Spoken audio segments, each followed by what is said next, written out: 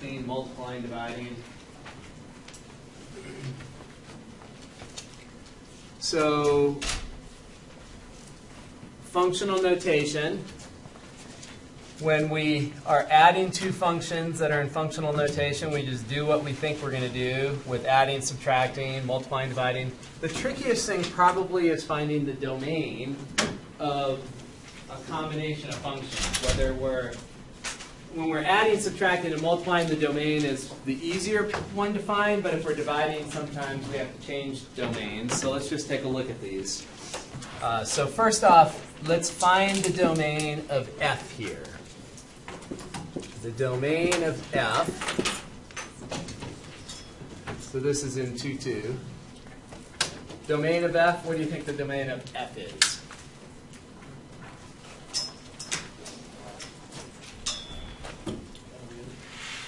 I hear all reals. So f function is the square root of x. Is the square root function defined for every real? No.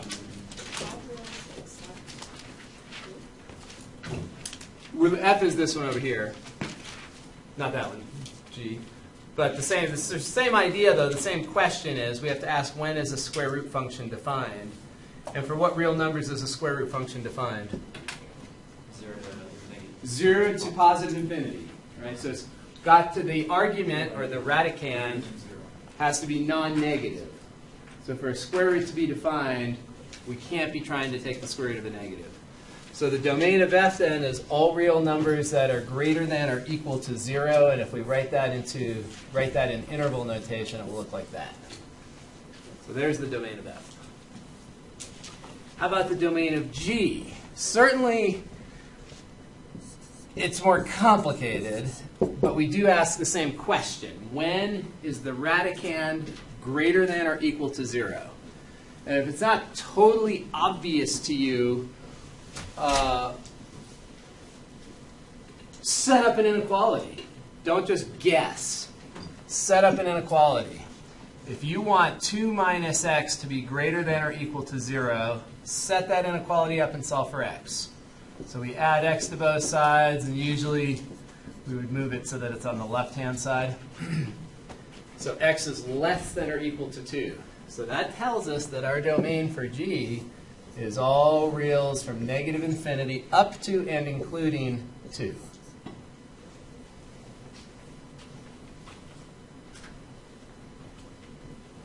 Anyone have a question on that? It's been a while since we dealt with square root functions. So you need the inside to be greater than or equal to 0. All right. Now, in math, there's a symbol called the intersection symbol. And it looks like that. It looks like an upside-down horseshoe. That's the intersection symbol. And that intersection symbol means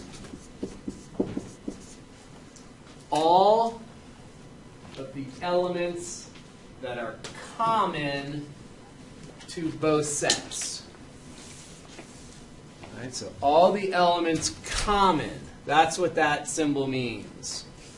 And when we look at these two sets, the common elements are from 0 to 2, including the endpoints. Does everybody agree with that? Those are the common elements between those two sets. If we looked at graphs of these two sets here, 0 and 2 are the transition points. One of the sets, the first set there is from 0 to infinity. The second set is from negative infinity to 2. And in both cases, we are including the endpoints. So I'll put a closed circle there and a closed circle there. And the intersection is what they have in common. So the set of points that they have in common is this set right in there. All right, so that's the intersection. it's related to the union of two sets. With the union of two sets, you're just combining them. You're unioning them. You're combining them. Intersection, you're only taking the ones that are common to both. All right. So, when we're looking at these combinations of functions up here, the domain of a combination usually is the intersection of the two individual domains. And conceptually, you're saying if you're going to add two functions or subtract two functions or multiply two functions, the domain of that new function has to contain all of the x's for which both are defined. If they're not both defined, then the bigger combination cannot be defined. If you're going to take the function f and the function g and combine them, and you're going to put an x in there, they both have to be defined to get a defined output. So that's why we say that the intersection of the combination is the domain of the combination is the intersection of the individual domains. Okay? Now the one catch is that when you're dividing, I said usually the domain of the combination is the intersection, usually. The one exception is if you're dividing f by g or g by f, what's true about the denominator? Denominator cannot be 0. So that's the only time where we have to do something other than just the intersection of the domains. There we do the intersection of the domains and then double check that we're not dividing by 0. All right, so when we do some of these, I'll just pick a couple out. Let's do f minus g. So f minus g, that's the new combination. So f minus g is the name of a new function. And we're going to put an x into that f minus g function. And the way we compute it is really simple. We plug the x into f, we plug the x into g, and then we subtract the two. So in this particular case, we have the square root of x minus the square root of 2 minus x. There's no simplification that can happen here. And the domain of this combination is the closed interval 0 to 2. So it's exactly the intersection of the two individual domains.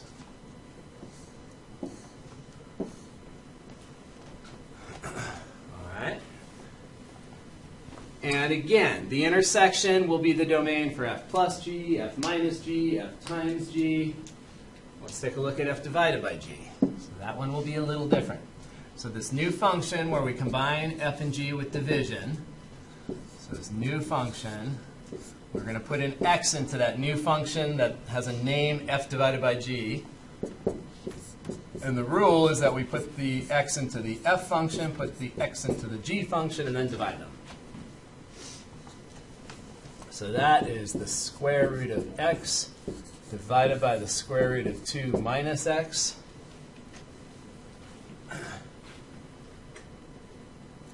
We can rationalize the denominator if we want to. But before we do anything, let's just notice the domain. The domain of f divided by g.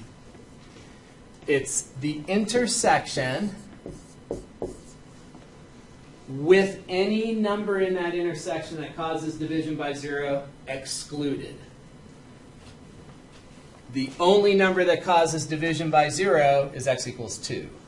So instead of including that endpoint, we exclude that endpoint.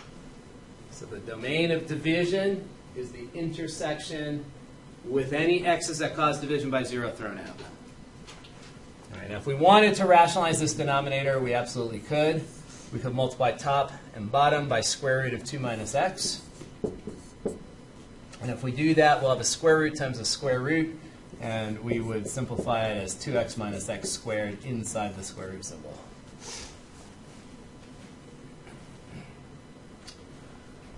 All right, let's take another look up there. What are some of the other options?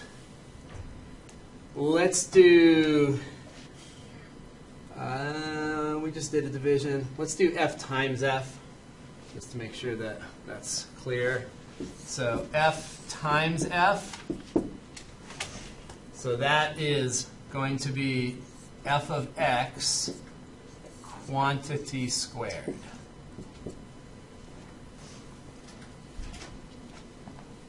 And let me put one more intermediate step here. Let me follow the same pattern that I was using above. So ff, that's a new function, and you can plug an x into that ff function. And that means the way we evaluate f times f is to figure out what f of x is and then square it. And so f of x in this case was the square root of x. And then we square it, and we get x. So now let's identify the domain of this function, ff. What do you think the domain of this function is? All reals? All right, so I hear all reals.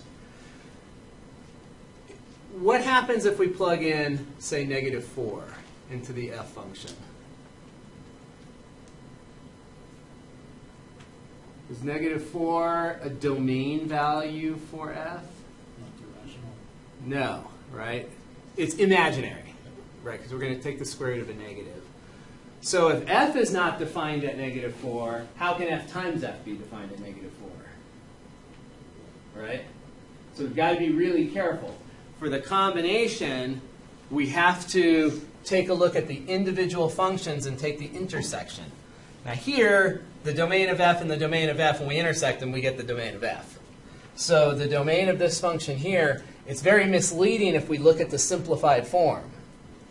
And just like when we were doing rational functions, remember when we were doing wholes on Tuesday, if we had a rational function that was, say, x times x minus 2 over x minus 2, it's right here that we look for the domain. It's the way the function is presented that we identify the domain. We would say that the domain here is all real numbers except x is not allowed to be 2. Now, when this function is simplified, you get f of x equals x. But that's not where you look to get your domain. You don't look at the simplified function. You have to look at the original, how it's presented to you. So the domain here is all real numbers but 2, even though it simplifies to a function that looks like all real numbers will work.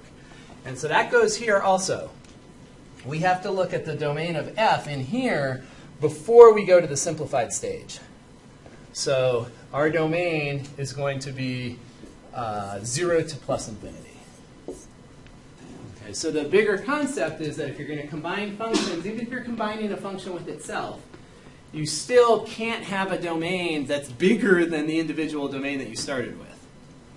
All right, the original domain are the only set of x's you're allowed to even consider. So when we look at f times f, the only x's we can even consider are the x's that are in the domain of each of these individual functions. So our domain will be 0 to infinity. All right.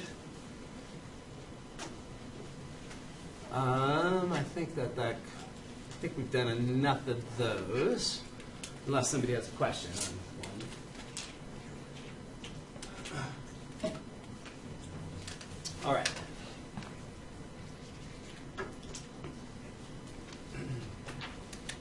Let's do one that has the more so this one, the two complicated situations, the two that are not, kind of obvious with domains, the ones that take a little work, there's two cases. Square root of a negative and dividing by 0. So that means square root functions and rational functions. We just did one with square root functions. Now let's do one with a rational function also. So before we can answer anything about these combinations, let's find our individual domains. And what is the domain of f?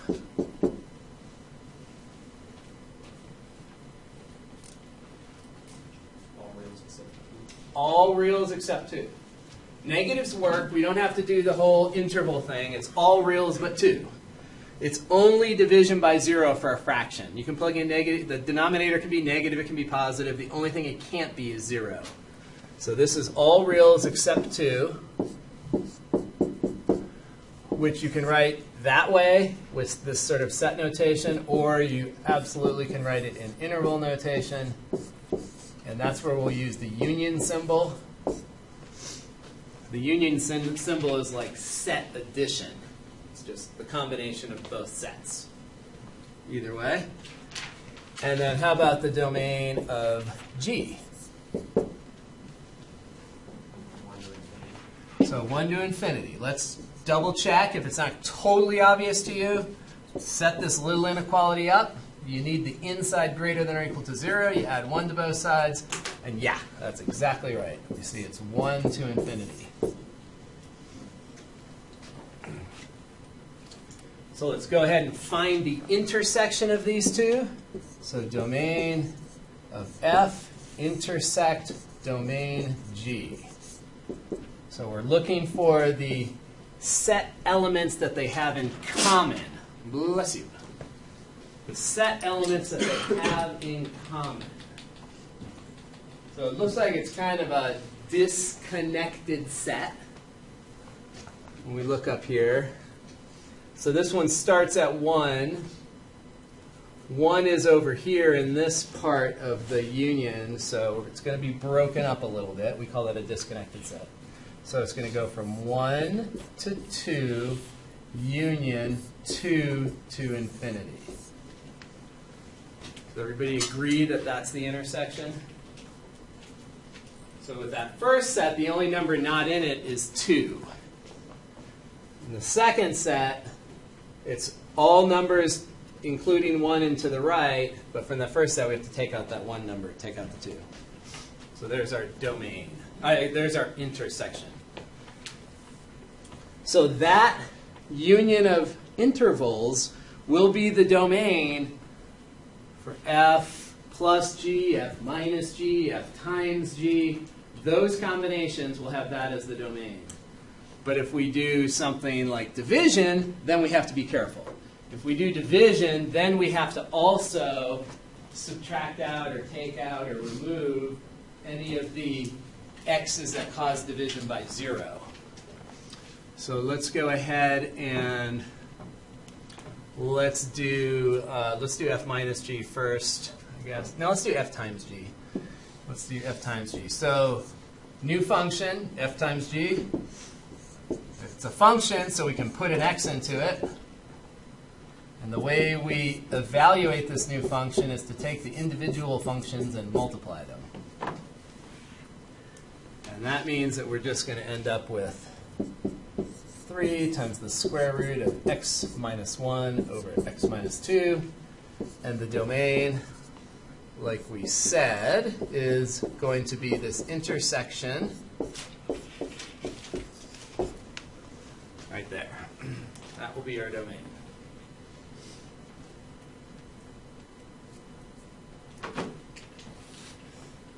Now, let's go ahead and do f divided by g.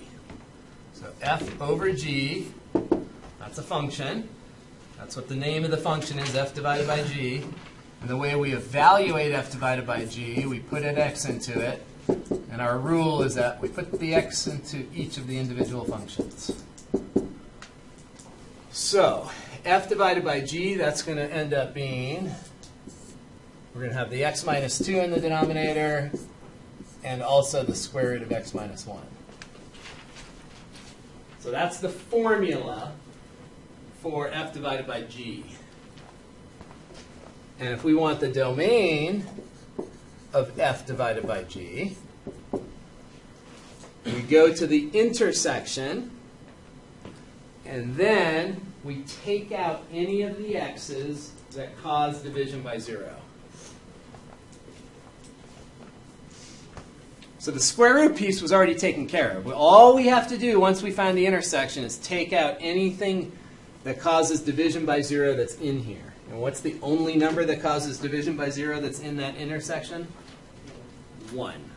So we have to remove that one x value. And that will be the domain of f divided by g.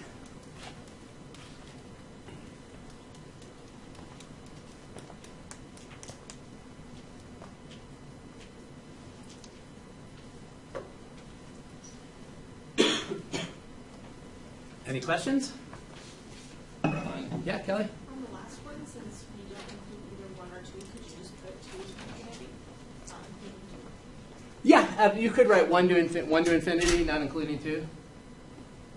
Is that what you said? I said 2 to infinity because you're not including the 1. But we have all the infinite numbers that live between 1 and 2, right? It's not just integers. It's all the real numbers. So this, when we're thinking about that on the interval, we've got the infinite collection of fractions and irrationals that live between there. So we can't just drop that whole interval because it's all reals, not just integers. It's tempting, though. Very tempting. Okay. Before we do that, I want to do one other thing here. We didn't talk about compositions, and I just want to do a quick reminder of one other thing, a composition. So the other way we can combine functions is to put one into the other. Instead of multiplying them or dividing them, we could use one as an input for another. So that's called a composition. And let's just look at an example of that.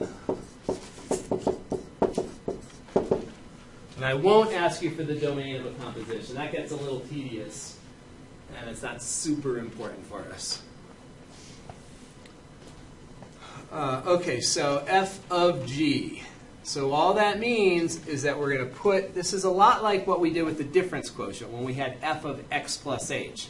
We had to put that x plus h into the f function for all the x's. So if we do f of g, same idea. We're going to take the g function and throw it into the f function everywhere we see an x. So f of g will be 3 divided by the square root of x minus 1 minus 2. And if we did g of f, that would be f substituted into the g function. So that would be the square root of 3 over x minus 2 minus 1.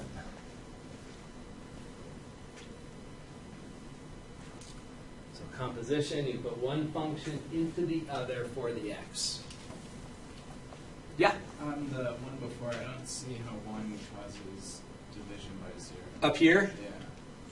Because 1, if we put the 1 in right there, we get 1 minus 1, which is 0. Square root of 0 is 0. 0 times x minus 2 is 0. Okay. Does that make sense? Yeah. So that x minus 2, that's being multiplied. That whole quantity is being multiplied by the 0. The 0 is not, being added or subtracted. If this was a plus or minus in between there, definitely you're right. Okay. But because that's multiplication, when this square root has a value of 0, that 0 is multiplying with this whole parenthetical quantity here, which forces the whole denominator to be 0. Make sense? All right, so that's how compositions work. We plug a function into another function for the x value. All right, let's go ahead and go to transformations. Do a couple more examples of transformations.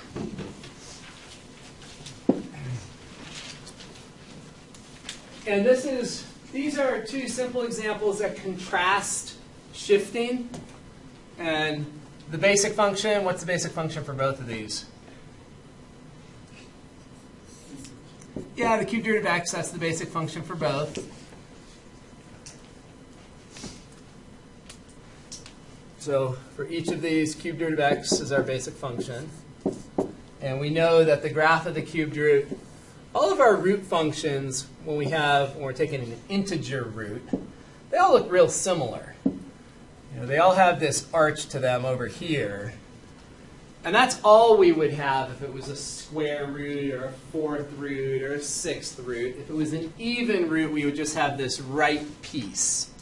But because it's an odd, we also have the left piece. So it'll look like that.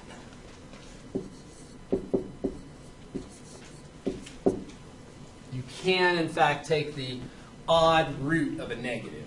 So the domain is all reals instead of just the non-negatives. Okay. And over here, so last time we talked about horizontal versus vertical. Transformations that are on the inside of the function are horizontal, transformations that are on the outside are vertical. So over here on the left, we have one vertical transformation, and that's a shift down 2 units. So that's a vertical transformation. And in contrast, over here we have a horizontal transformation, and this is a shift left 1. And so just, be aware, you guys are good at this by now because we did a lot of it in trig. With a vertical shift, it's exactly what you see. You see a negative, so you're shifting down. With the horizontal shifting, it's always opposite of what you see. Okay, so for each of these, we're going to take our basic function, and we're going to just shift it. This one, we're going to shift it down 2 units. So our graph will,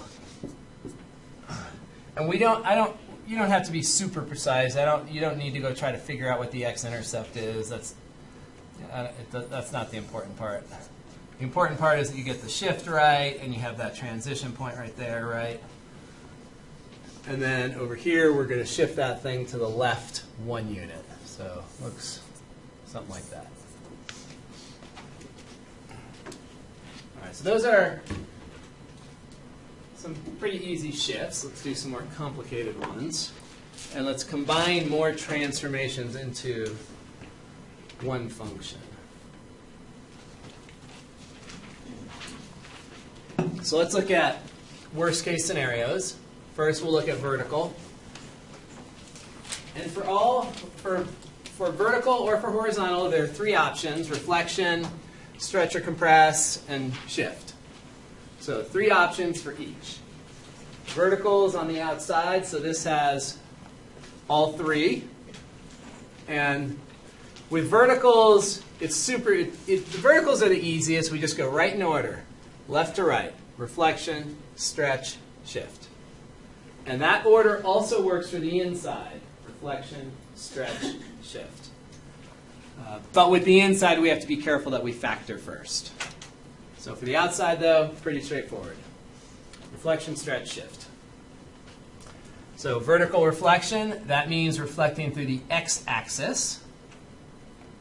Vertical stretch means that we're taking all the y coordinates of our basic function and moving them up or down if they're negative. So that 4 takes all the y values and multiplies the y values by 4, stretching them. And then, of course, the shift on the end is up 3. Let's go ahead and graph that one just to finish it off.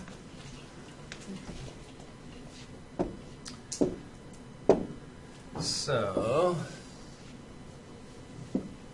our basic function is the square root function. There's our base. Let's do it lighter. So it looks like that.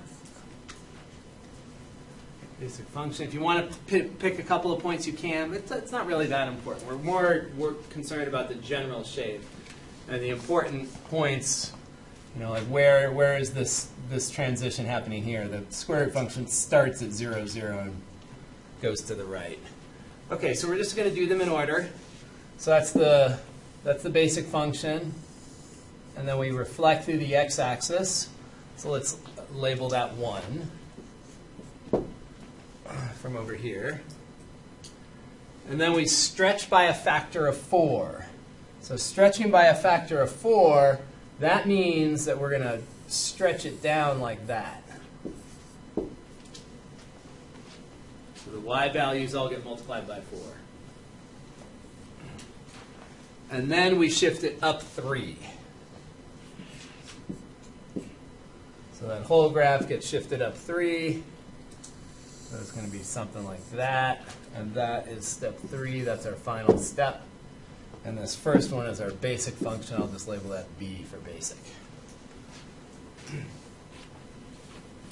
So a lot easier than with trig functions where you're dealing with asymptotes and figuring out the phase shift and where the right endpoint of the first period was. A little bit easier. When you first did these in your last class, You know, it's probably pretty challenging, but after doing trig, hopefully this feels like a lot simpler. All right, so let's take a look at order. Here's one that has just two verticals. That's a vertical reflection and a vertical shift. And our basic function is root x. And the correct order going left to right should be reflect and then shift. So if we have this function, square root x, we reflect it through the x-axis, then we shift it up. So that's definitely what we should end up with. And let's notice what happens if we do it in the wrong order. So if we do the shift up first of 1 unit, we get that. And then when we reflect it, we're down there. That's the wrong one. And you can always test by plugging in an x value. Like the x value that corresponds in both of these to that start point is 0. So if you plug in x equals 0 here, square root of 0 is 0, minus 1 times 0 is 0. You know you should end up with at plus 1, not minus 1. Okay. So you can always test if you want to pick a point. You can check. But we're pretty good at this order because this is the exact same order that we used in trig, left to right for our verticals. So we'll just stick with that. Horizontal transformations. Here's worst case scenario. It's got all three. And the way we are doing these, some books will do it slightly differently. This book doesn't have as many examples of some of this that I would like. It's a little sparse. But having done trig, we're in the habit, if we stay in the habit of putting the argument, what's inside the function, in descending order and factor out the leading coefficient, it will always work. So put it in descending order, your x first, then your constant, and then factor out that leading coefficient. So I just rearrange the order so it's in descending order. So if it was a quadratic, it would go square, linear, constant. Factor out the leading coefficient. And if you do that, then your shift is obvious. And, excuse me. There it is. Thanks. All right. Then we do it in the same order. We do reflect, stretch, shift. Although in this case, it's a compression.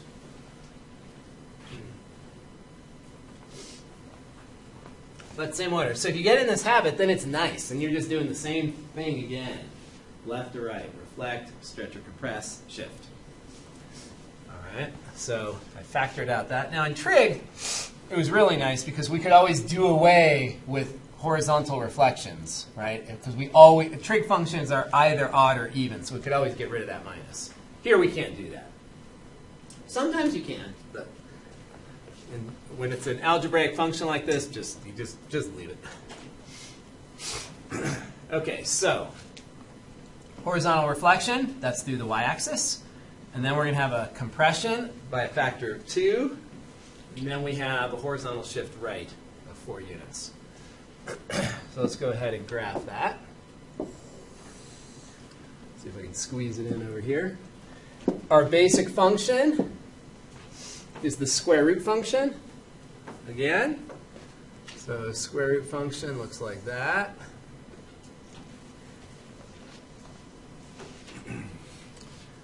And then step 1 is a horizontal reflection, so that's through the y-axis. So that is going to be this way. That's step 1. Step 2, horizontal compression by a factor of 2. All right, so horizontal compression, we're squeezing the graph this way. Horizontal compression. So it's going to be sort of like that. And compress it. Step 2. And then third step, horizontal shift, right 4 units. So we're going to come over 1, 2, 3, 4. And it's going to be kind of steep and to the right, like that. And that's our basic function.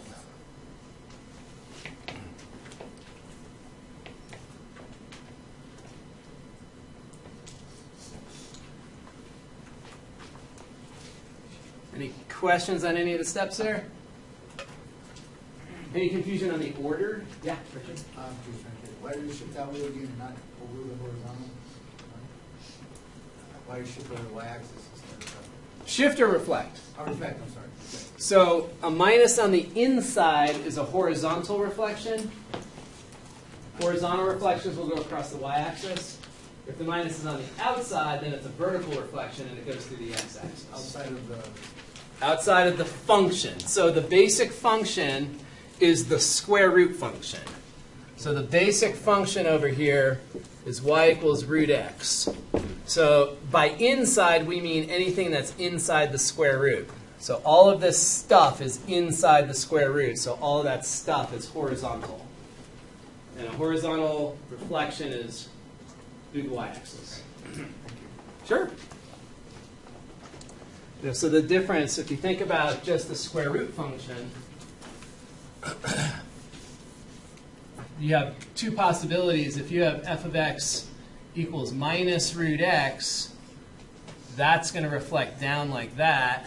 And if you have f of x equals square root of minus x, that's going to reflect this way.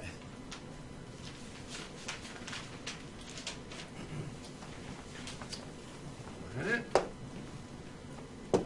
Does not like when I use that to advance the slides. I should know by now. Okay, why is order important? All right, let's take a look. So again, horizontal, let's write it in descending powers.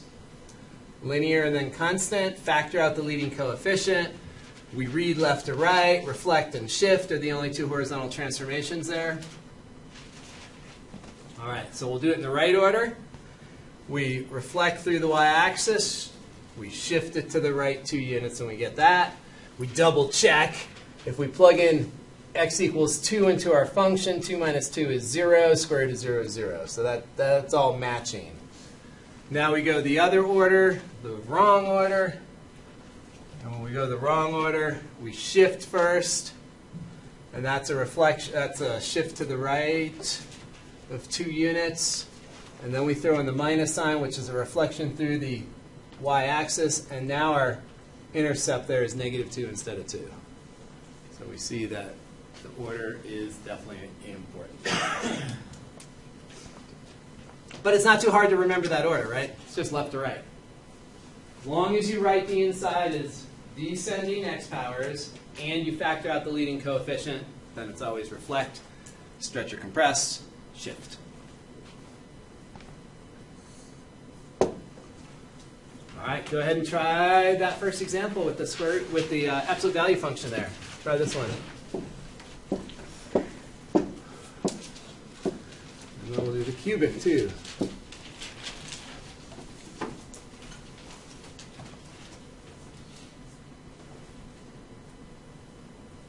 So write down your basic function and then your transformations. And remember, in terms of the bigger picture, horizontals come before verticals. Horizontal first and then verticals.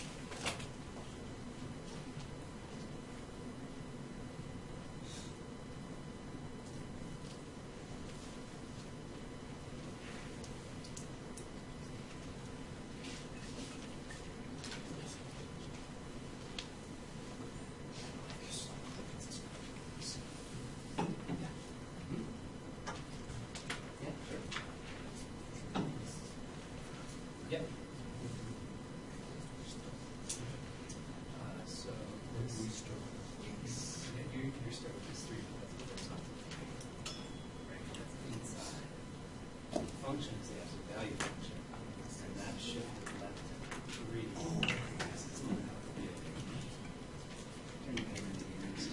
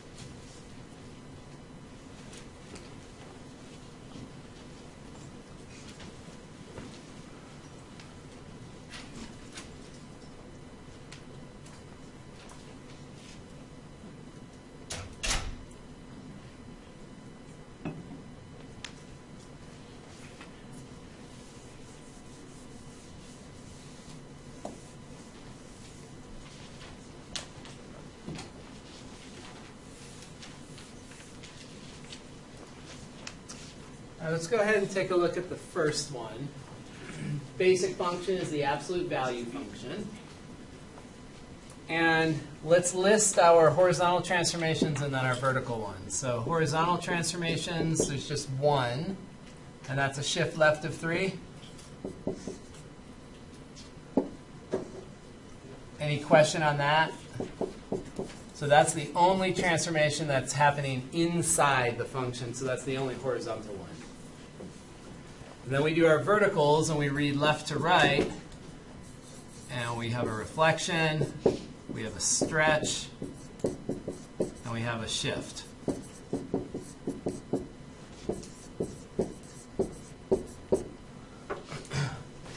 And so a vertical reflection is a reflection through the x-axis. You don't have to put that. If you've labeled it as a vertical reflection, I know what you mean, but if you want to be super careful, you're reflecting through x-axis.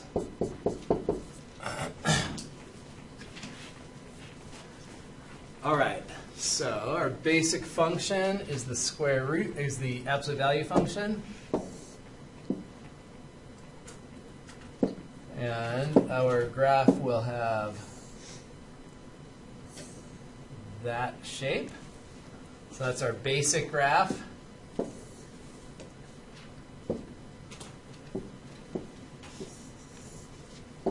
That's our basic graph.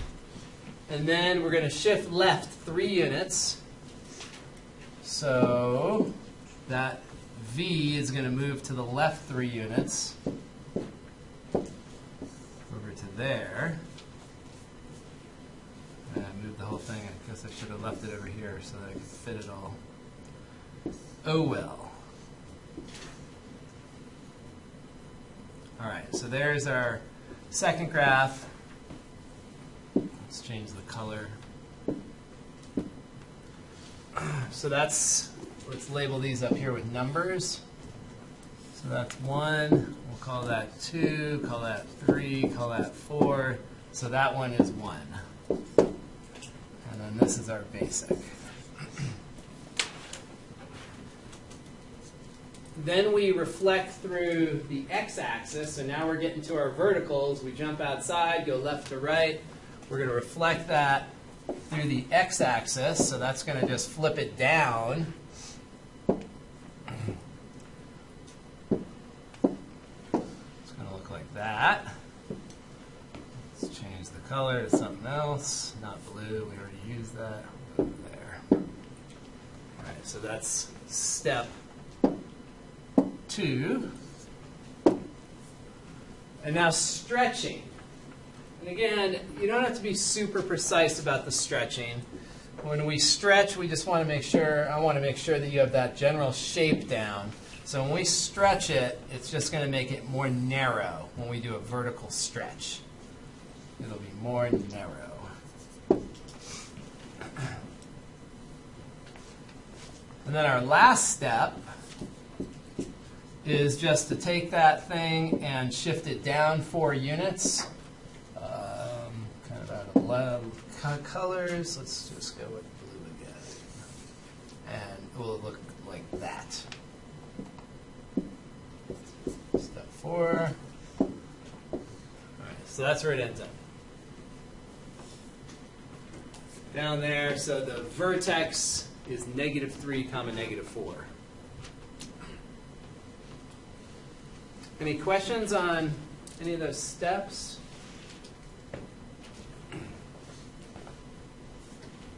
Let's do one more of these guys. Let's do the cubic function right there.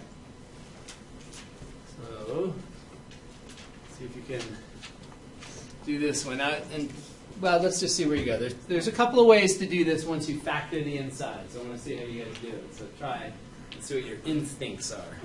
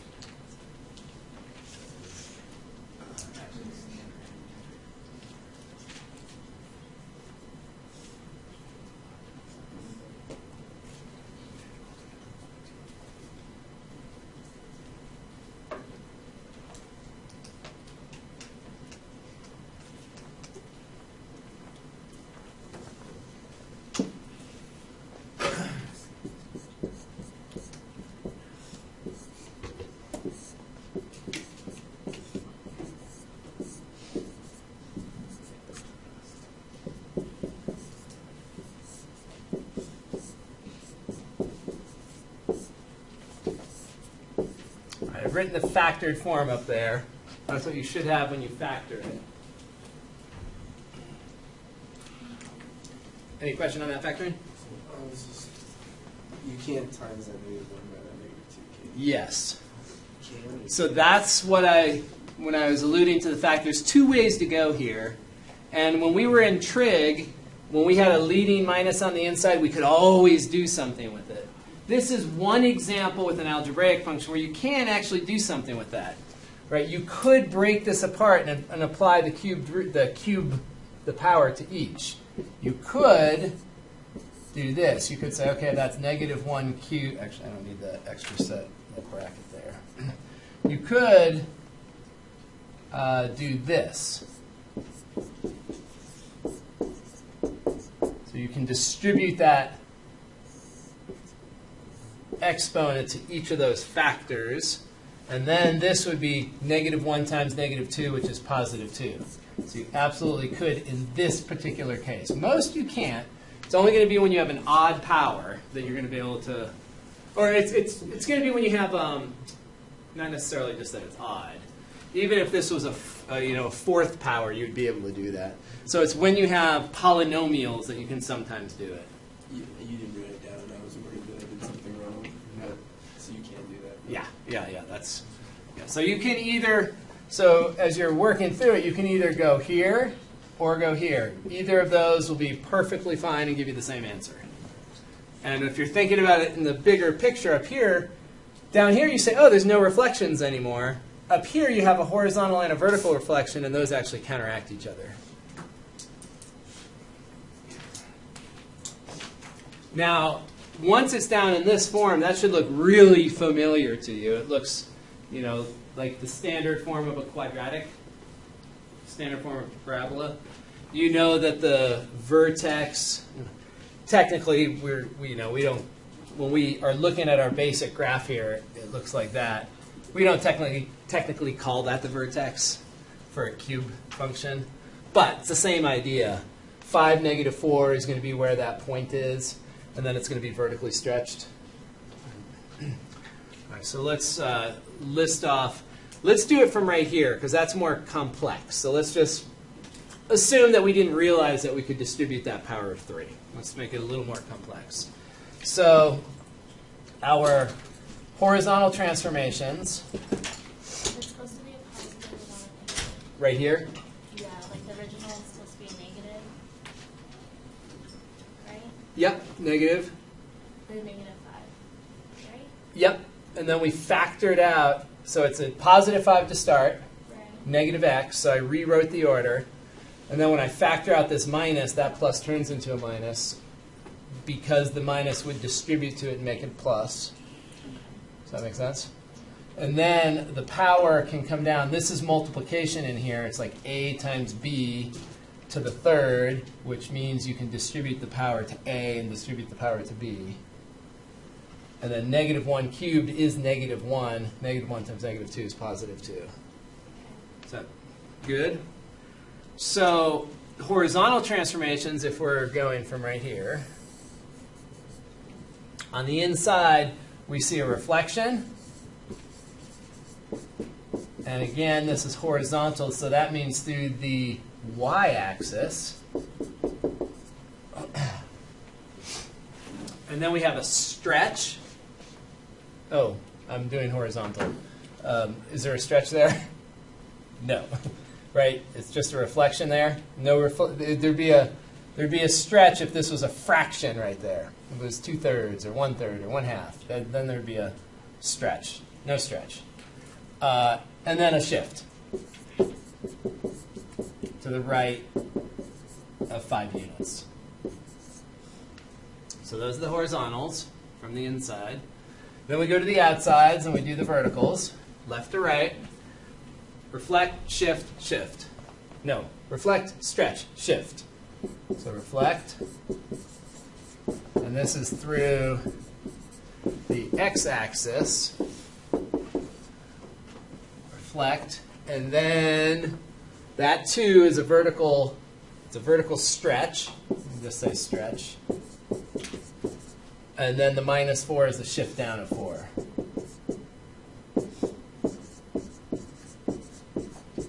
So those are our itemized transformations one by one. And now if you did jump in and decide to use this reduced form here, if you algebraically saw that you could do that, then both these reflections are gone. All right, so let's see if we can graph that. So we'll take our basic function. Start with it. So our basic function is the cube function. So that's our basic function. All right, so then we're going to reflect it through the y-axis. We're doing horizontals first. So we'll go through the y-axis. And it's going to look like that. Oops. I didn't think about the B.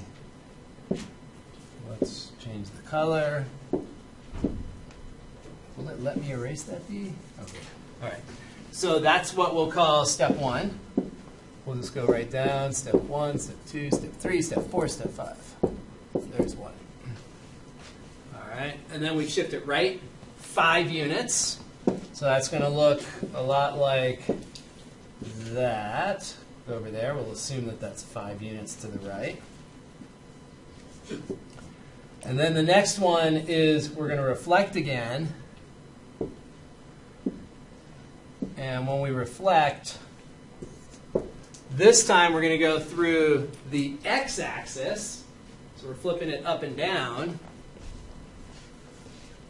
And let's do red this time. So that's going to look kind of like this. So that's 3. And then we've got to stretch it and shift it down 4 units.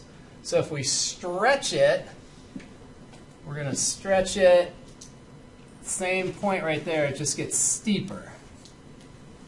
Right there. So that's 4. If you need more than one graph, use more than one graph. Jamming it all in one can be a little messy. All right, and then we shift down 4 units. 1, 2, 3, 4. And this is over here. Was that shift over to the right 5? 3, 4, 5. It's going to be right there. And there's our final graph. Right there. So that's 5. All right.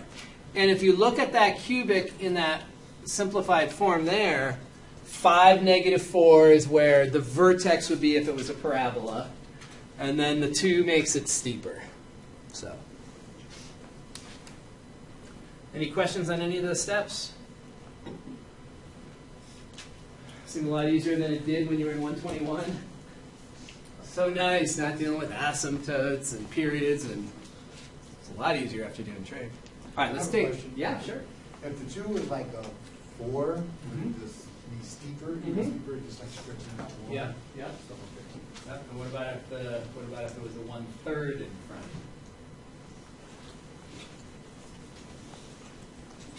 Would it be lighter? So, if this is the form of our basic cubic, steeper is going to mean like that. It's like a tangent function almost. And then flatter, if we compress it, it's going to kind of do that kind of thing. It's going to be compressing it is going to make it a little flatter through the middle. So it's a lot like the tangent function. So if that's normal, then this is a stretch, and this is a compression. Yeah. All right, why don't we take a 10-minute break, and then we'll carry on.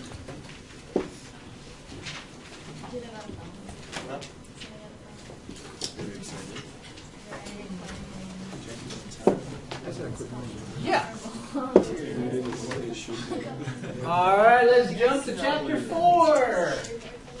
So we're going to do some more analysis of functions, in particular polynomial functions.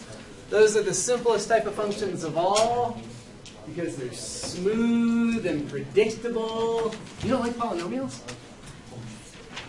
They're a lot easier than rational functions where we've got asymptotes and poles and things like that.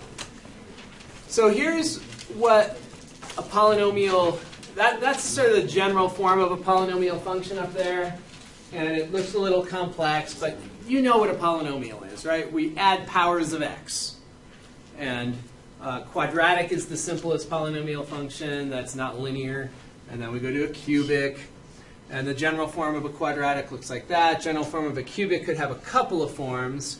We've seen this. This looks like a shifted x to the 3. And then you can also get a cubic that has a couple of terns in it. And then that's kind of a general quartic, a polynomial to the 4th power. And one of the things we want to observe is that with a quadratic, the power is 2. Power is 2. A cubic, the power is 3. A quartic, the power is 4. And what we're going to notice is that the number of turning points, so this is a turning point here, there's a turning point there. We're going to have at most, if we look here, the power is 4, and we have 3 turning points. We're always going to have at most n minus 1 turning points.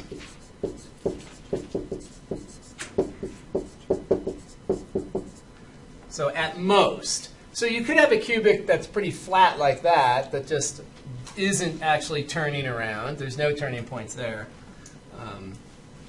But here you have the most you possibly can, which is 2 for a cubic. So it's always going to be n minus 1. And if it's not n minus 1, you're going to go down by 2's. So if you have a cubic, you could have 2 turning points or none.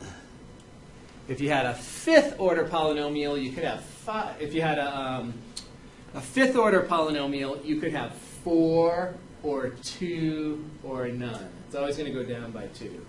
If If you had a 6th order 1, you could have 5, 3, or 1. So we'll always decrease by 2.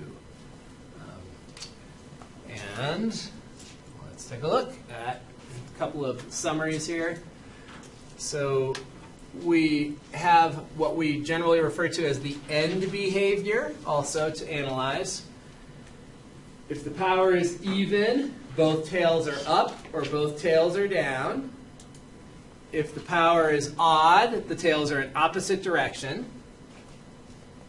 And if you combine the degree of the leading term with the sign of the leading term, you get clear end behavior.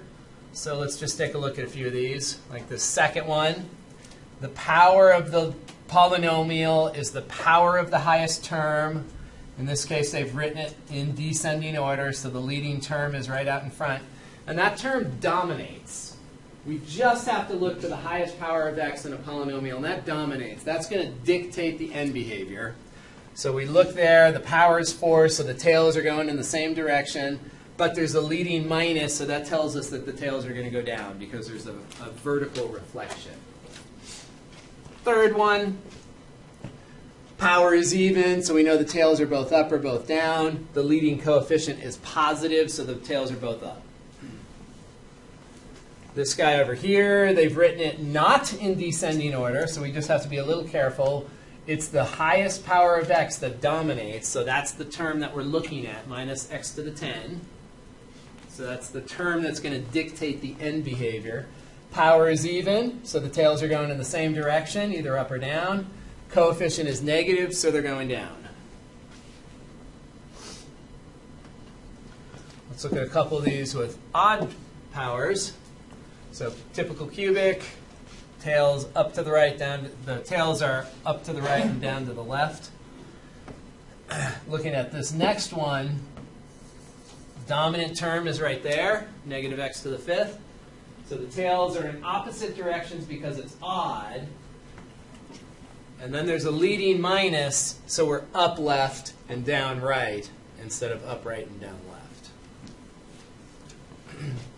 Next one, leading term, or dominant term if they don't write it in descending order. They've written all those in descending order, so it's always the first term. Odd power, tails in different directions. This has a minus in front, so that's why it's up left and down right. This has a positive in front, so it's typical, like x cubed, up right and down left.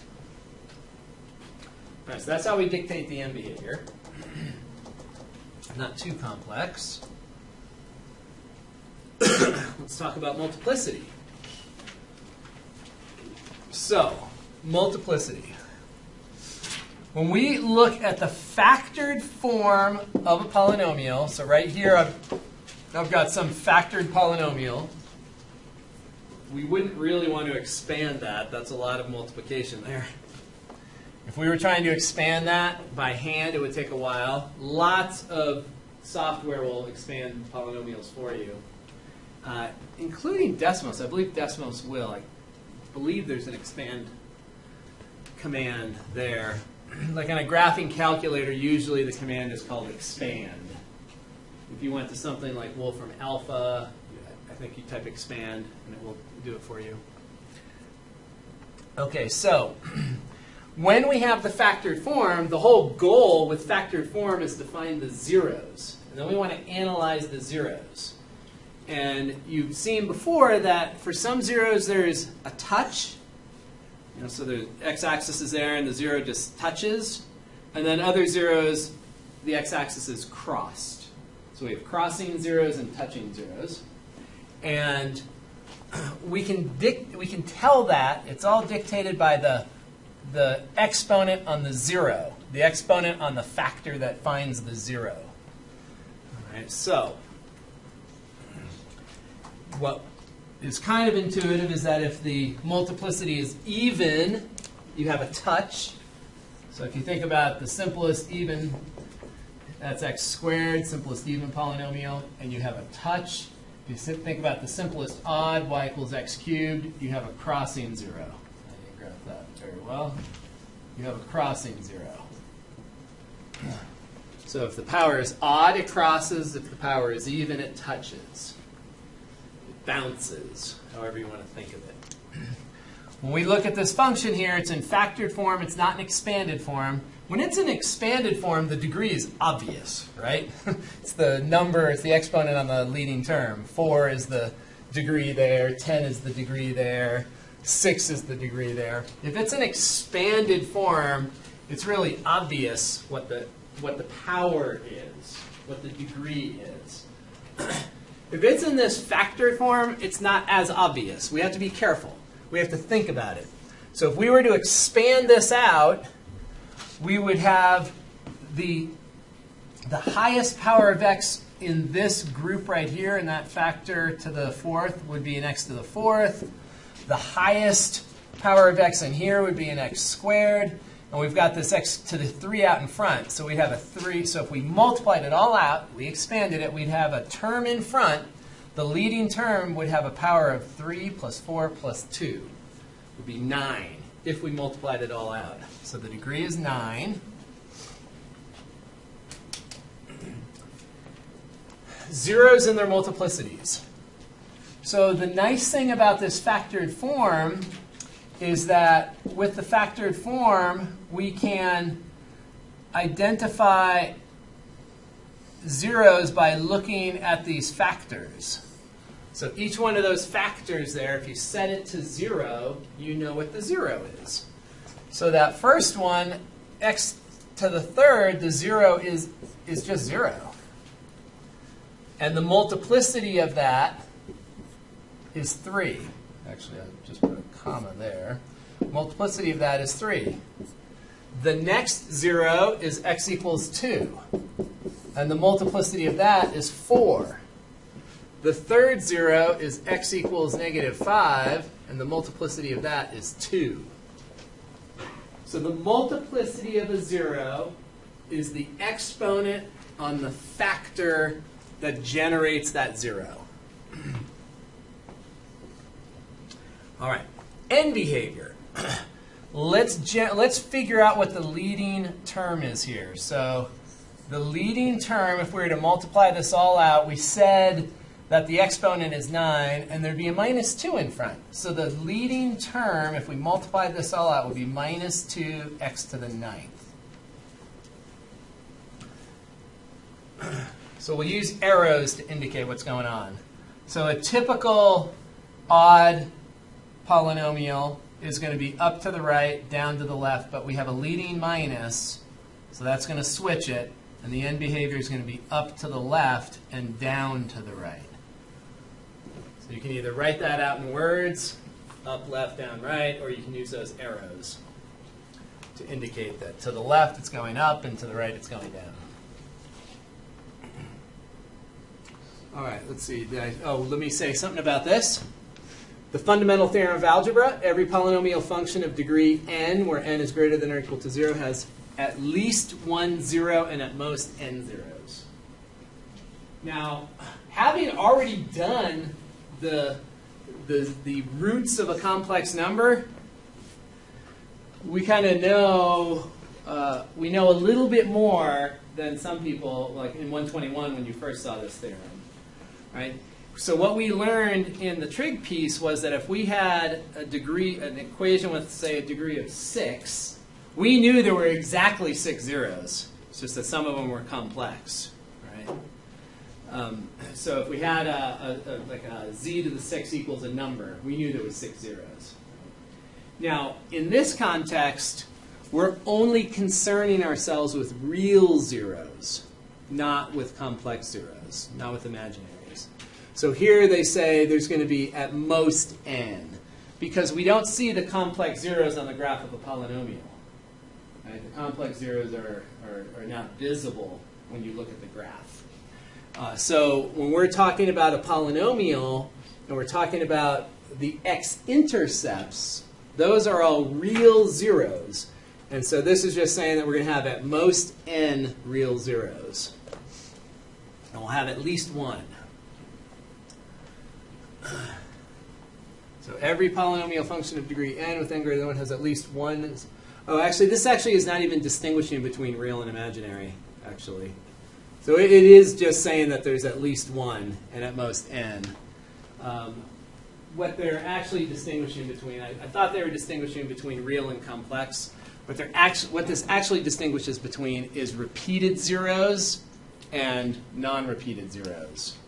So if you have a power of 4, you could have 4 x-intercepts, but if you had something like x to the 4th equals y, we only have one x-intercept. If we have y equals x to the 4th, let's think about that a little differently than what they're implying. That only has 1 0, right?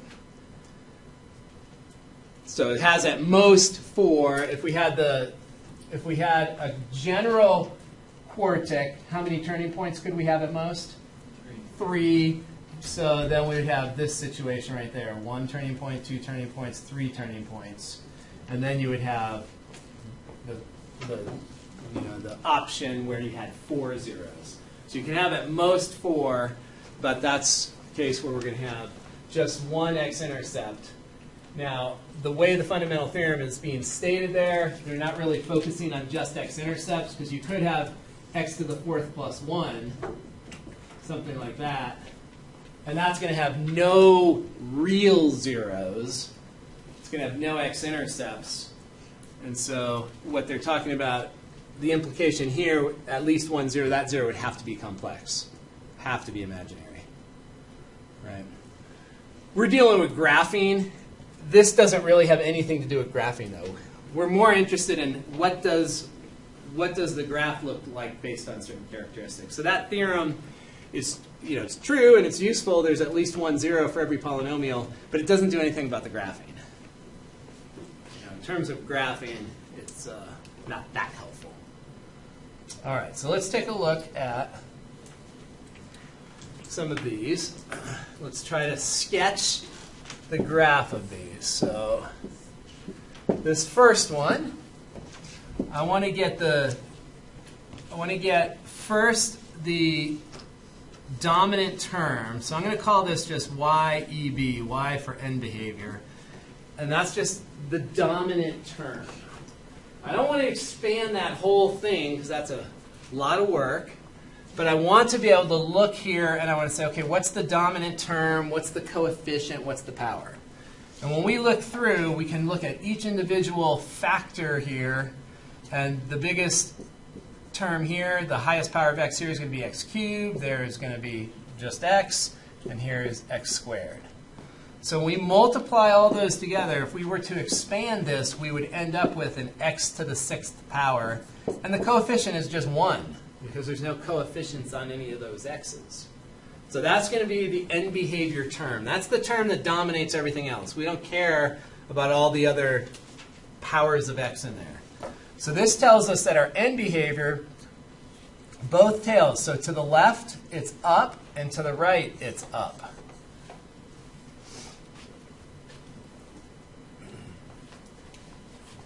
Now let's look at the zeros.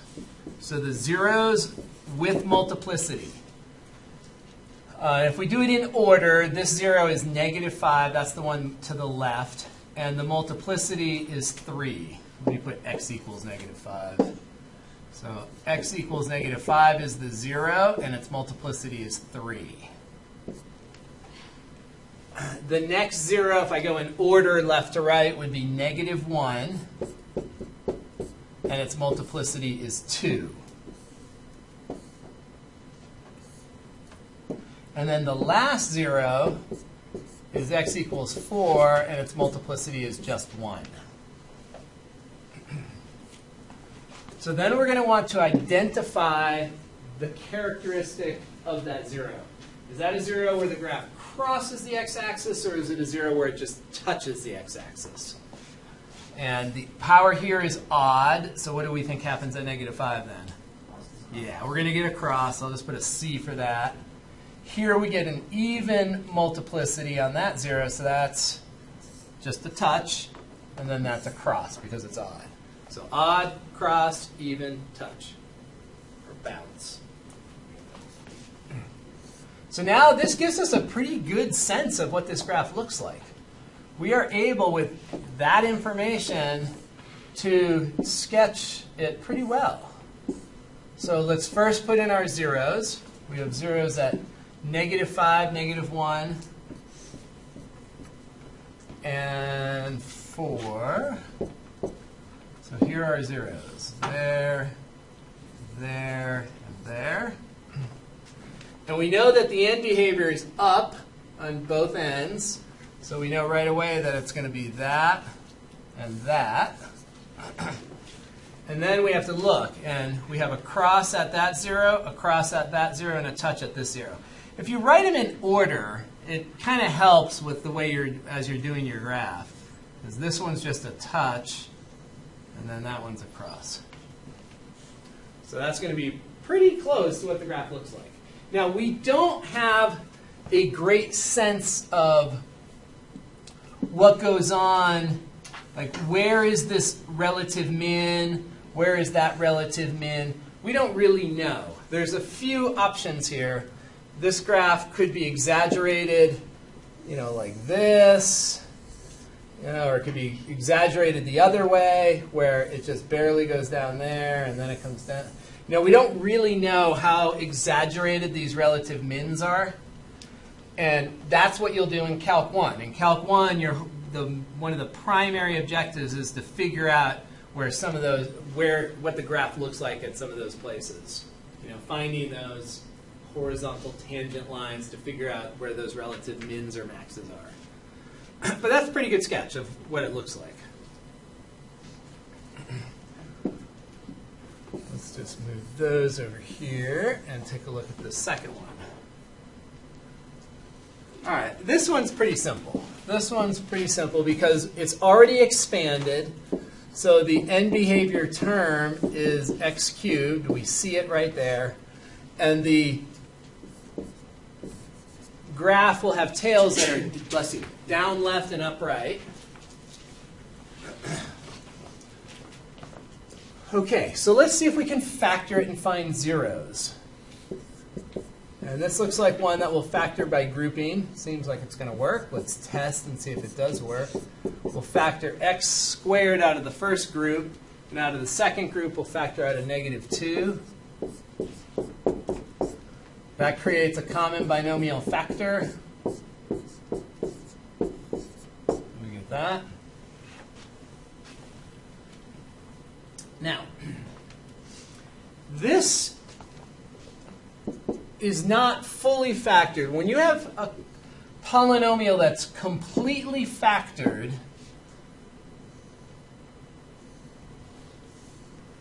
the bases are all linear.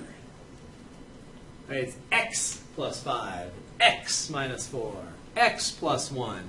So if it's fully factored, here we have x, x minus 2, x plus 5. Those are all linear. If it's fully factored, we have it reduced down to a product of linear factors. We don't quite have that yet here. Now, you know how, if that was x squared minus 4, you would be able to factor that in a breeze, right? X minus 2 and x plus 2. Does anyone care to venture a guess what this factors into? X plus square root of 2, x minus 2. Exactly. Exactly.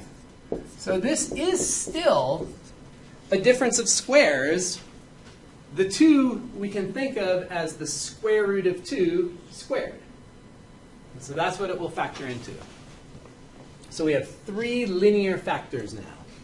And double check if you're not 100% sure, double check.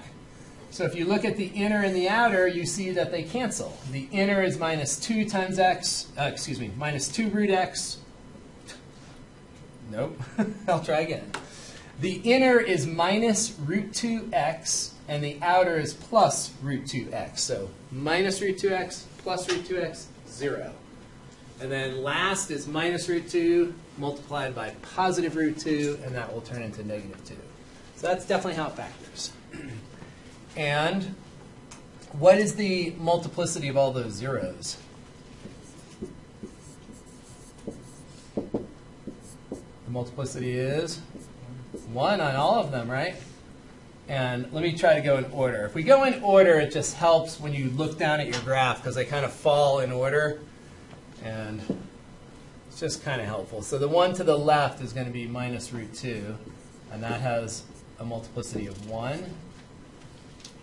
And then the second one, if we're going left to right, is going to be 1, and it has a multiplicity of 1. And then the third is x equals root 2, and it also has a multiplicity of 1.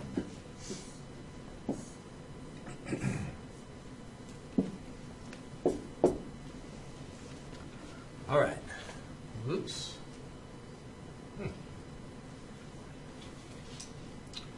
right, so let's go ahead and sketch the graph of this then. And starting with the zeros, so we have negative root 2, that's between minus 1 and minus 2.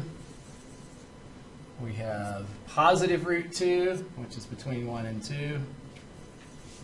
And then we have 1. So those are our zeros. And now they're all crossing, so that's helpful. If we wanted, we could also find the y-intercept.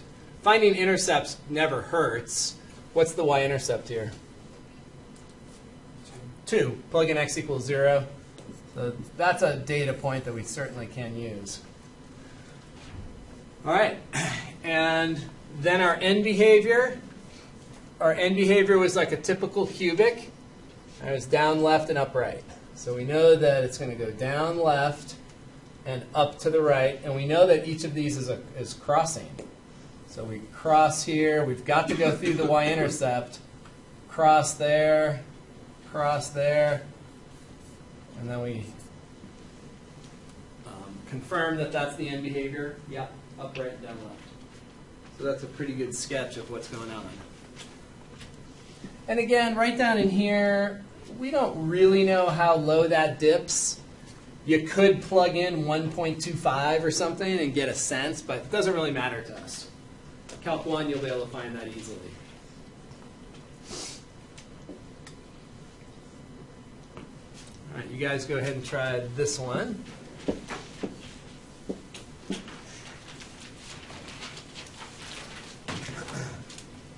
Get your zeros, get your end behavior, and sketch.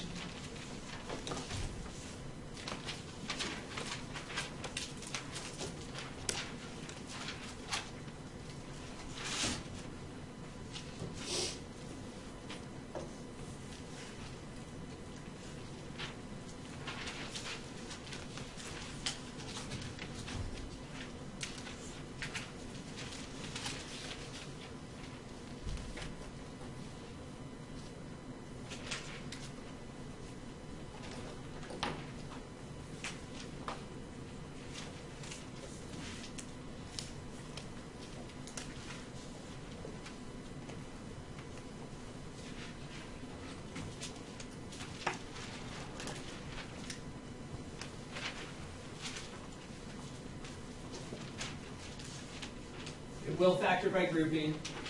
Your one, your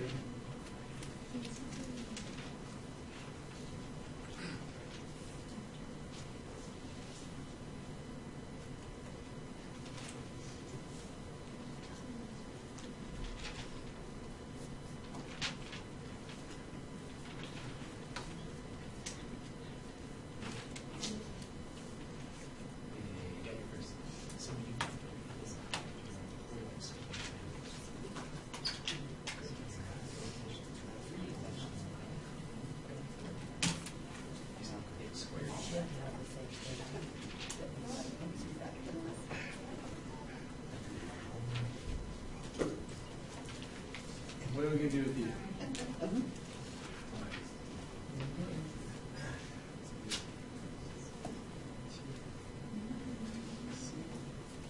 Squared.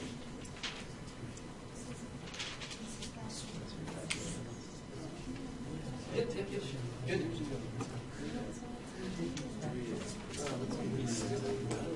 Yes. Yep. Yep. That is correct.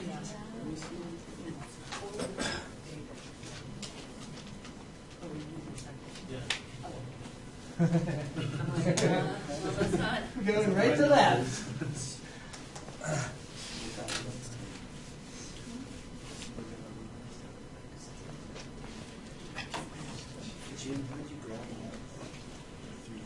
So if we have 3x plus 1, what's the 0? So we'd set 3x plus 1. 1/3. Yeah. It's on the Yep.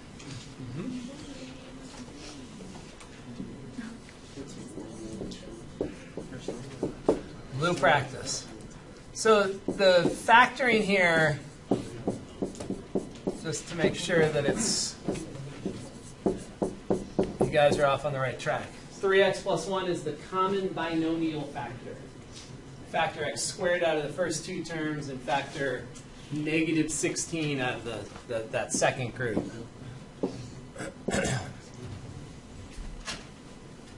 Any question on that piece?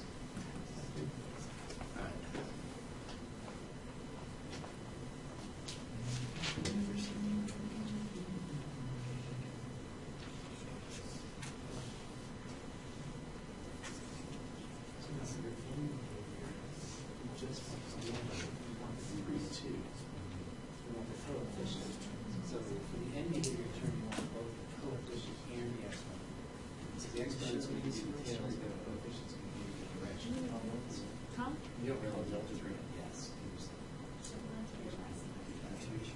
Usually we'll take the whole term.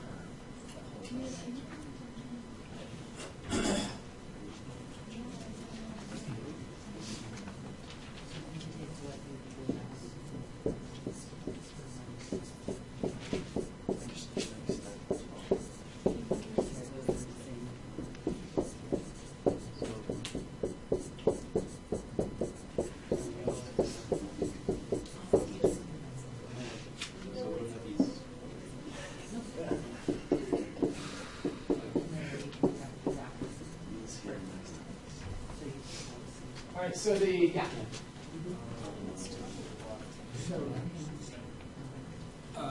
So yes, when it's odd and there's no one. Oh, with the square there? Is that what you're pointing at? No, I didn't see that. I was just confused. Is the y-intercept negative 16? Yes, the y-intercept is negative 16.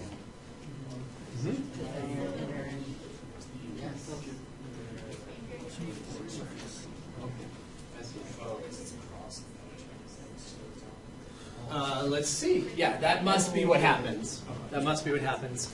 So when we look at this, this is already expanded, so we can identify that dominant term pretty easily. Usually for that dominant term, we'll just grab the whole term, including the minus if there's a minus, and the power, whatever the power is. So the whole term, that's the dominant term that dictates the behavior. So this tells us that our tails are down, left, and upright. Now, when we factor, we have to do the grouping thing, and we can factor it into a product of linear terms pretty easily here. And then let's identify our zeros and the multiplicity. Now, let's try to go in order. So the one farthest to the left is going to be x equals negative 4, and the multiplicity of that 0 is 1. The exponent up here is 1 for all of them, actually. All right, the second 0. So this one, what's that 0 there? Negative 1/3. Yep. And that also has a multiplicity of 1. And then our last 0 is over at 4. And that has a multiplicity of 1 also. So those are all of our zeros.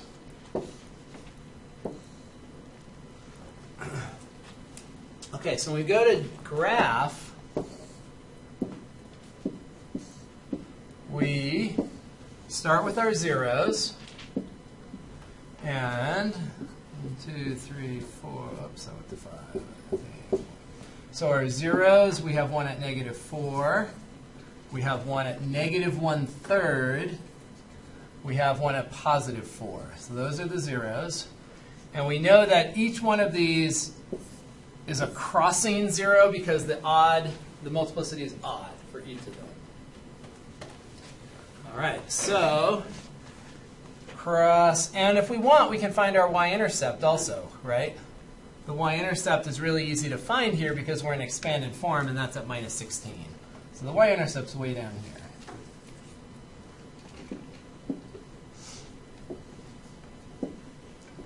All right, so down to the left. So that means we're starting out here, and we're ending up there. And we just pretty much going to go straight through like that, hit the y-intercept, and go out. Now, there's lots of options here. We don't know. The way I've kind of drawn that, I've kind of drawn it as the y-intercept as a relative min. We have no idea, really. You know, it could come through and continue down and then turn around. It could come down further here and be on the way up through the y-intercept. We don't really know. But that's okay. That's not what our goal is in this class. We just want to get a general sketch. End behavior, zeros, and turning points. Let's do one more of those. This one asks us to use a graphing utility. So it says find the real zeros of the function approximate. So before we do that, let's ask ourselves, well, why are they saying to use a graphing utility? And you see that it's a polynomial of degree 3. It's got 4 terms. So your first try should be, hey, let's see if we can group it. And then you realize really fast that, oh, no, that's not going to group. Because if you factor x squared out of that, you get x plus 3. And over here, there's no common factor. Right? You can't factor. You could try to factor out -9. You get a fraction. There's no common binomial. So it will not factor. It won't factor by grouping. Some other things you could do. You could try to find a 0. If you find a 0, if you looked at this and you saw that x equals 1 was a 0, for instance, if you knew 1, 0, you could then probably factor it even if the zeros were irrational. But it's not obvious there. So let's just glance at graphing this with a graphing utility. So we'll just plug it in, and do what they ask. So they're saying find the real zeros, approximate to 3 decimal places.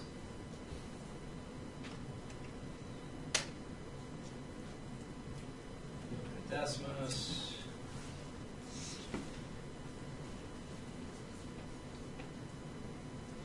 And all of these graphing utilities are very similar.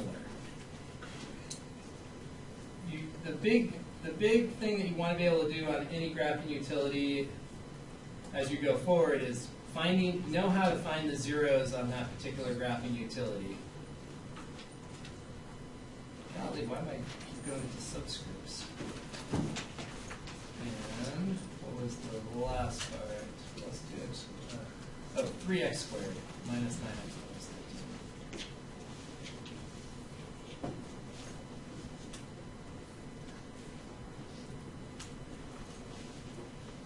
All right, I think I got that right. All right, so any graphing utility is going to somehow have a 0 feature in there. And the nice thing about Desmos is that it does it automatically. You don't even have to think. On a lot of the graphing calculators, you have to go through a menu search, and you have to say, find these zeros. And then you have to give it an interval and say, find the zeros between -5 and -4, and then it will approximate. With Desmos, it does it automatically. You can preset how far out you want the decimals to go. I have this one set so that it's going to 3 decimal places. You can have it set to do something different if you want. So those are our 3 zeros. Let's see if we can. Oh, I think the easiest thing, so that I don't have to try to use my memory, is just to capture the zeros. All right, so those are the 3 zeros rounded to 3 decimal places. And it's a tricky thing. When you're fumbling around with a function, you try a few things, see if you can factor it by grouping, see if you can determine a 0 by inspection. And if you can't, go to Desmos, graph it, and if you see that these are integers, then you know that you could have factored it. And you go back and you try to factor it. But good to know how to find zeros even if you can't find them exactly, if you have to approximate them. All right, let's do a couple of applications. All right, so these are mostly more wordy than anything. The math isn't too crazy. So here it says that we have X teams in a sports league, and all teams are to play each other team twice. So there's going to be a total of n of x games. So there's going to be x squared minus x games. You can convince yourself that that's the right formula, if you want. A softball league has 9 teams, each of which plays the other teams twice. If the league pays $110 per game for the field and the umps, how much will it cost to play the entire schedule? So let's figure out how many games are our first. So n of x, this is just a simple substitution. If we have 9 teams, so x right there is representing the number of teams. So if we have 9 teams, that tells us that we're going to have 81 minus 9 total games. Does that make sense? The only team you're not playing is yourself, so you're subtracting off 9. And what do we get there? 72. So there's going to be 72 games. And then all it's asking for is how much will it cost to play. How much will we have to pay for the umps in the field? Well, if there's 72 games and it costs $110 per game, all we're doing is multiplying. So our total cost is going to be 110 multiplied by 72, which is 7,900? 7,900, 120? No. Say it again. 7,900. 7,920. I was like, whoa, $70,000? So total cost, not too complicated. So some of these word problems just look a lot worse than they perhaps are. There is a topic in math called regression. Has anyone not ever heard of regression before? So regression, the idea is that when you're an engineer or you're working in the field doing something, you generally can collect data very easily. And the hard part is once you've collected your data, how do you use that information to predict what's going to happen in the future? The whole idea of collecting data generally is to confirm trends or to observe trends and to figure out what might be happening in the future. If you're doing manufacturing, how many products should you produce, all that kind of thing. Lots of applications to this concept of regression. And so in math, what we do with regression is that we look at a data set and we try to match a curve to it. Because if we can match a curve to it, then we can do math on the curve. And so there's a lot of math classes, stats is one, where survey of calculus is one, where the whole idea with those courses is more of a practical approach to what's happening with your math.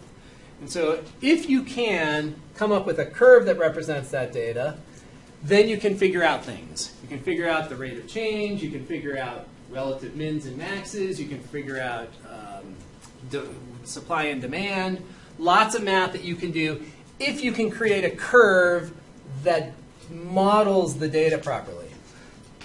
And if you look inside a graphing calculator or any math software into the regression chapter, you can do regression with different types of functions. So you look at your data set, and this is pretty clearly, I should be able to model a line after that data set pretty easily, and that line will predict what's going to happen in the future based on the slope. Over here, with this data set, we look and we say, look, I see 2 turning points. So what would be a good polynomial model for data that has 2 turning points? What do you think we would want to model that with? With a cubic, right? So with a cube function. So a cubic is going to be able to match this data really nicely. And regression, there's a bunch of, usually they call it least squares regression. And there's a way that the calculator or the software will take the data points and create that curve so that it's the best possible curve that's either whatever the power is that you say You tell the software, build the best cubic, build the best quadratic, build the best quartic, whatever. You tell it what to do. So in this case here, we're going to say, okay, build this linear model right there. So this is we're going to try to regress using a linear model. Here we're going to regress using a cubic model. And that's all they're asking for there. And in this class, we're not going to actually do regression. It's just more of a concept to think about how you can take a data set and you could build a curve for it. And so we're trying to just get that general sense. Oh yeah, cubic has 2 turning points. So analyzing properties of polynomials. Nothing too complicated, more of a concept than anything. All right, so let's finish off the graphing of polynomials. We pretty much have everything at our disposal now. Find the zeros, find the multiplicities. And the only thing that they've really added here is to find intercepts. So if we look at this, I would boil it down to 2 simple things. Not asymptotes. Zeros and intercepts. So intercept would be the y-intercept. If we can find the zeros, the end behavior, and the y-intercept, that's 99% of the time that's going to be plenty. And so that's what they're asking us to do here. So look at the leading term to determine the end behavior. We've done that. Find the zeros and the multiplicities. We've done that. The zeros are the x-intercepts. We've done that. Find the y-intercept. And then they say, if necessary, plug in some function values. Most of the time, we don't need to plug in any function values. All right, so a couple of these guys. This one here, this is a simple quadratic that actually, whoops, what am I doing there? All right, this is a simple quadratic that will factor.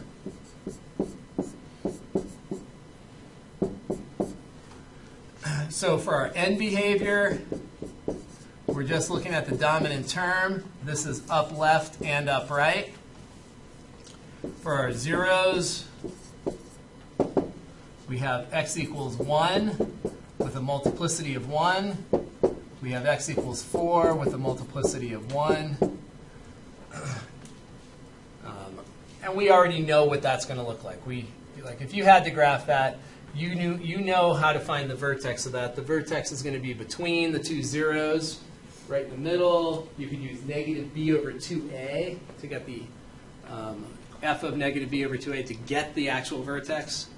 Or you could actually do your favorite thing and complete the square, and get that in standard form. Lots of ways that you could do it with a quadratic. But if we're just doing the general method, we're going to just do it like this. Okay, so our intercepts are at 1 and 4.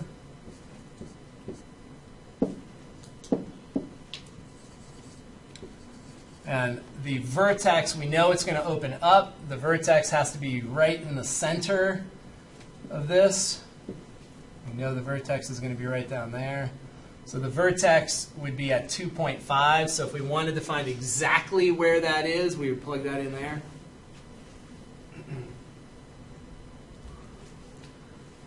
So what would we get if we plugged in 5 halves, 2.5? We'd get 25/4 minus plugging in 5 halves there, so we get 25 halves plus 4.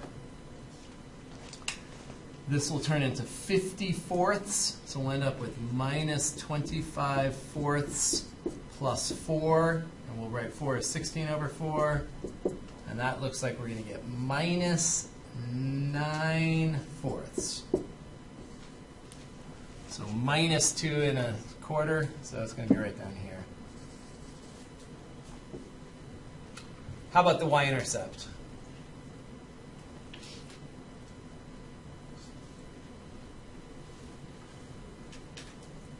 What's the y-intercept for this? 4. Plug in 0 and we get 4.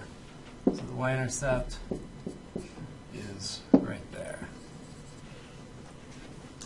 All right. Now we're good to go. There's our graph. Now, parabola, not too crazy.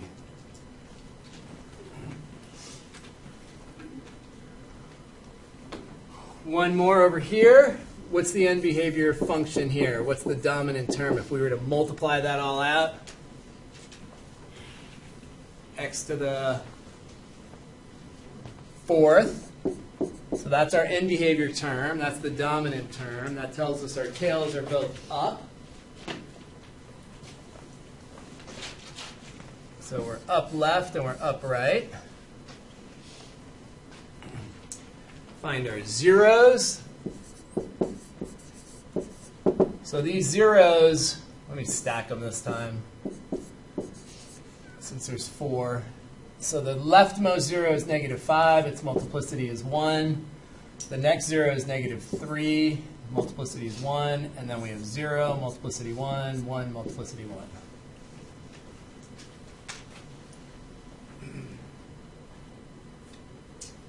How about a y-intercept?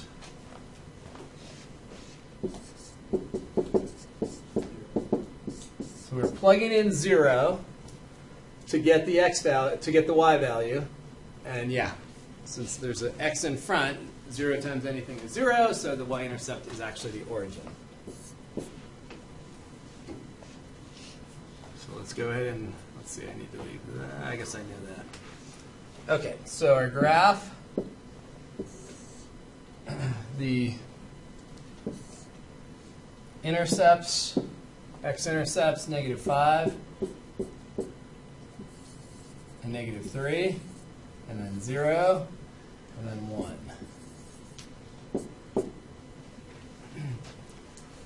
Tails are built up.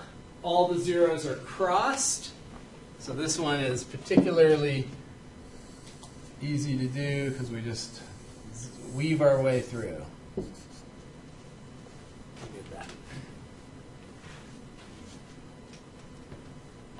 Not too bad. Seems a little easier than graphing trig functions. Where's my water bottle though? Must have left it somewhere else. My office, I think. I hope I left it there. All right. You guys try 28.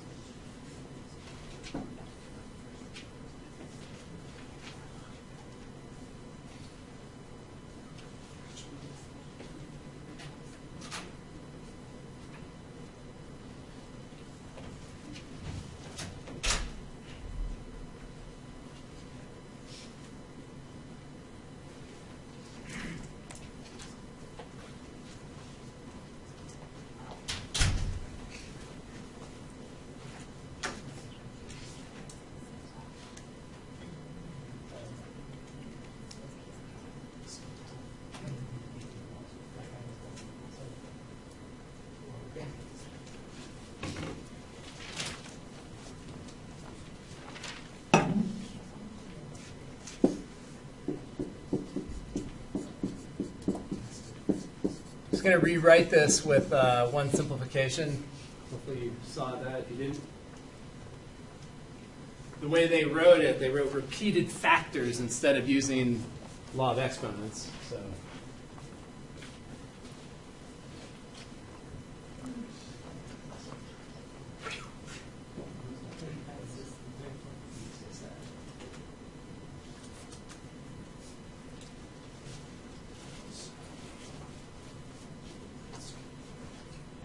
Yes.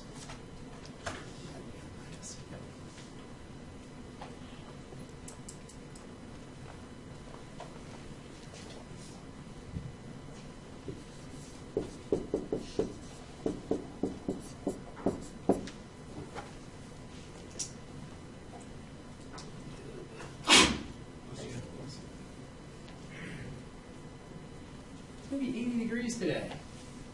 What the heck?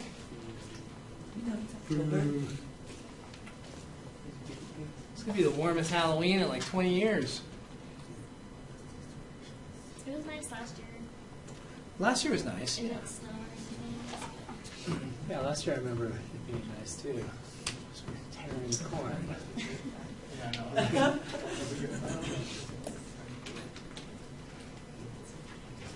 Oh, when my kids were small, every Halloween was freezing. Dealing with crying and whining kids, cold. Trying to now it's going to be. I know. All right, so end behavior, your end behavior function is minus x to the fourth. How about the y-intercept? Yeah. And right away, oh, and I didn't put the zeros yet. Yep, your y-intercept will be 0, 0. Zeros. There's 4 of them. Let's just stack them. It's a little easier to stack them. So if we go left to right, oh, I said there were 3. There's really only 3 zeros. 1 was repeated. The leftmost 0 is -2, and its multiplicity is 1. Then we get to 0, which has multiplicity of 1. And then we get to 3, which has multiplicity of 2. All right, so that tells us that this is a crossing 0, touching 0.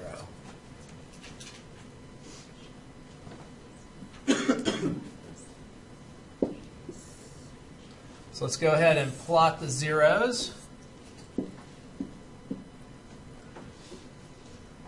-2, 0, and 3.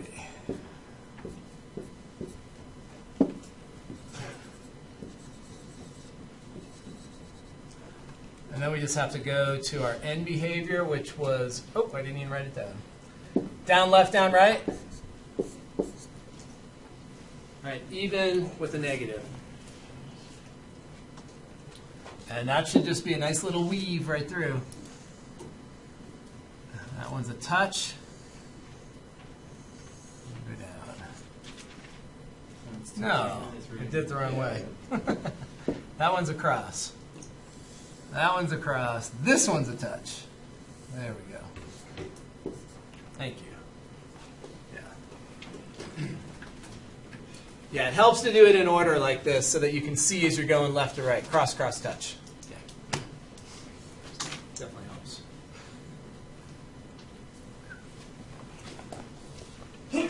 Ooh, let's see. All right, cubic shifted. We don't need to do that. We've already done, we did a ton of piecewise defined functions. Let's go to the last slide. Let's go to intermediate value theorem. We are now graphing masters. All right, intermediate value theorem is a very simple concept. We've seen that these polynomial functions are nice and smooth. There's no gaps, there's no jumps, nothing funny, there's no holes. So all the intermediate value theorem says is this. If you pick an interval on the x-axis, so say 1 and 2, so they're picking this interval from 1 to 2, and if the function has different signs at those endpoints, there has to be at least 1 0 between A and B. That's what the intermediate value theorem says. So if you pick an interval, 1 to 2, and the sign of the function is different at the endpoints, the function must cross in at least one point. So that's what it says. So for this particular function, A is 1, B is 2.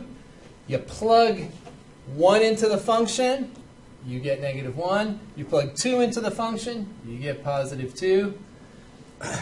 That tells us there's at least 1 0 between 1 and 2. So that's all it says. It doesn't tell you exactly where it's at. It just says there's at least 1 0 in there. And there's a technique that we used to do in college algebra all the time that was a method that would allow you to get a good approximation of the 0. Before we had graphing calculators, we teach this method called Newton's method.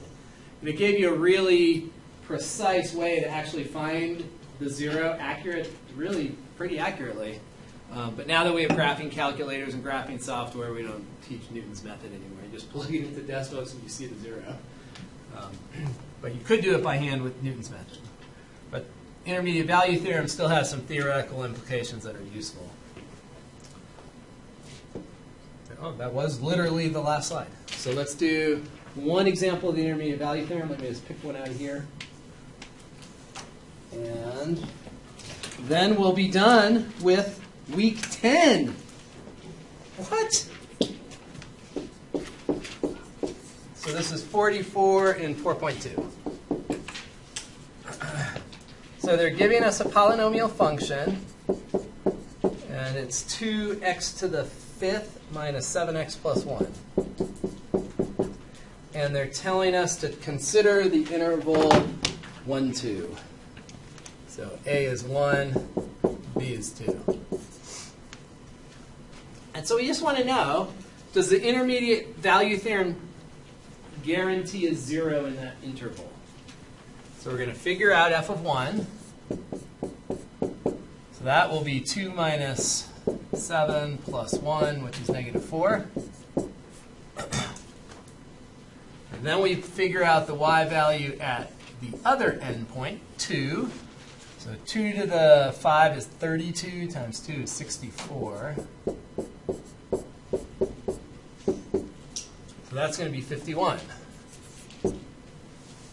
So our conclusion here is that because these are different, this implies at least 1, 0 between 1 and 2.